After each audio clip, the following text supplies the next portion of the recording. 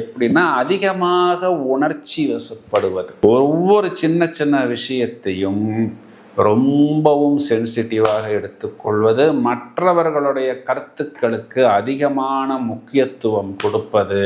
மேலும் ஒரு மாதிரி இந்த சந்திரன் அப்படிங்கிறது மூட் ஸ்விங்ஸ், பயம் அதிகம் இவர்களுக்கு கொடுக்கும். இந்த சின்ன சின்ன நெகட்டிவ் பாயிண்ட்ஸ் எல்லாம் நாளடைவில் இவர்களாகவே உணர்வார்கள்.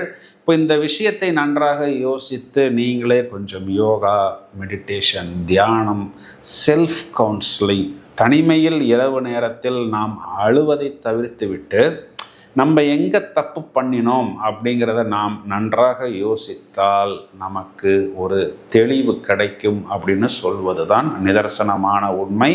இவங்களுக்கு லக்கி நம்பர்ஸ் அப்படின்னா நம்பர் 3, நம்பர் 9, இந்த 2 எண்களுமே இவர்களுக்கு லக்கி நம்பர். 1ஆம் நம்பர் சூரியன் இவர்களுக்கு லக்கி நம்பர். சூரிய நமஸ்காரம் காலையில் செய்வதன் மூலம் பொதுவாக இவர்களுடைய வருமானம் அப்படிங்கிறது ஒரு நல்ல உச்சத்துக்கு வரும். கவர்மெண்ட் ஜாப் போகணும்னு காத்திருக்கக்கூடிய நபர்கள்லாம் இந்த சூரிய நமஸ்காரம் செய்யலாம்.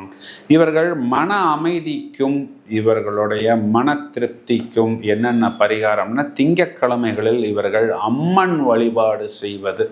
இவர்கள் குறிப்பாக துர்கை, வாராகி, பிரத்யங்கரா, மூகாம்பிகை இந்த மாதிரி பிரதானமான அம்மன் வழிபாடு திங்கட்கிழமைகளில் பௌர்ணமி திதிகளில் செய்யும் பொழுது, அதுவும் அந்த இரவு நேரத்தில் அந்த நில ஒளியில் பௌர்ணமி பூஜை செய்யும் பொழுது, விரதம் இருக்கும் பொழுது ஒரு நல்ல மேன்மையை இவர்கள் கண்டிப்பாக அடைவார்கள்.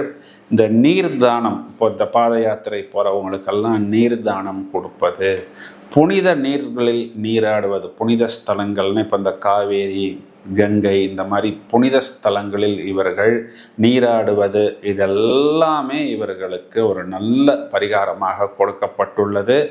மேலும் தாய் வழி ஆசிகள் பெற வேண்டும், அம்மாவுடைய ஆசீர்வாதம் பெற வேண்டும். அம்மாவுடைய உறவினர்கள் கூட முடிந்தவரை ஒரு ப்ளஸ் இல்லைன்னா கூட மைனஸ் இல்லாமல் பாதுகாத்து கொள்வது இவர்களுக்கு ஒரு நல்ல உச்சத்தை கொடுக்கும்.